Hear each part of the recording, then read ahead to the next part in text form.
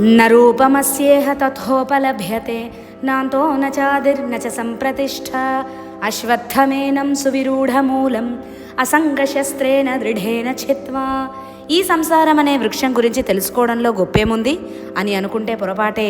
దీని గురించి తెలుసుకోవడం అంత సులభం కాదు. ఈ సంసార వృక్షం యొక్క ఆది అంతాలు ఎవ్వరికీ తెలియవు. ఎందుకంటే దాని స్వస్వరూపం ఇలా ఉంటుంది అలా ఉంటుంది అని ఎవరూ ఊహించలేరు. అసలు ఈ సంసారం గురించి తెలుసుకున్న వారు ఇప్పటి వరకు ఎవరూ లేరు. అందరూ ఈ సంసారం అనే మాయలో పడ్డవాళ్లే కానీ సంసారం గురించి తెలుసుకున్న వాళ్ళు అసలు లేనే లేరు. సముద్రంలో మునిగిన వాడికి దాని ఆది అంతం ఎలా తెలియదో అలాగే ఈ సంసారం అనే సముద్రంలో మునిగిన వాడికి దీని ఆది అంతం లోతు తెలియనే తెలియదు.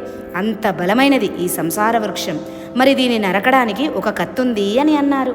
అదే అసంగం, వైరాగ్యం. అసంగం అంటే కోరికలు లేకుండా, రాగం లేకుండా ఉండడం, ప్రాపంచిక విషయాలలో అంటీ ముట్టనట్టు ఉండడం. కానీ ఇది అంత సులభం కాదు. పూర్వం విశ్వామిత్రుడు లాంటి మహారుషులే ఈ సంసార వృక్షాన్ని ఛేదించలేకపోయారు. దేనిని జయించినా కోపాన్ని, కోరికను జయించలేకపోయారు. ఒక్కసారి ఈ సంసారం అనే వృక్షాన్ని నరికిన తరువాత మనం ఈ ప్రపంచం మీద, ప్రాపంచిక విషయాల మీద, విషయ వాంఛల మీద ఆధారపడడం మానేస్తాం. పరమాత్మ మీద మాత్రమే ఆధారపడతాం. మనం ఏమిటో తెలుసుకుంటాం.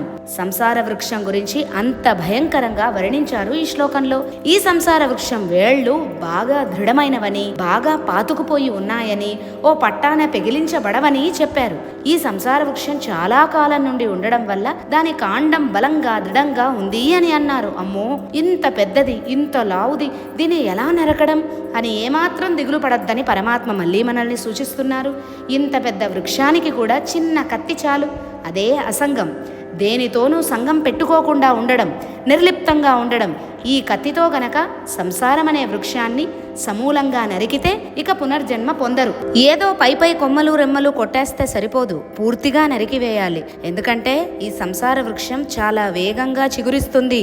కాబట్టి దృఢమైన చిత్తంతో, అసంగమనే కత్తితో, వేళ్లతో సహా నరికివేయాలి. అప్పుడే ఈ రావి చెట్టును సమూలంగా నాశనం చేయగలం, పరమపదం చేరుకోగలం. మరలా ఈ సంసారంలో పడకుండా, పునర్జన్మ పొందకుండా ఉండగలం.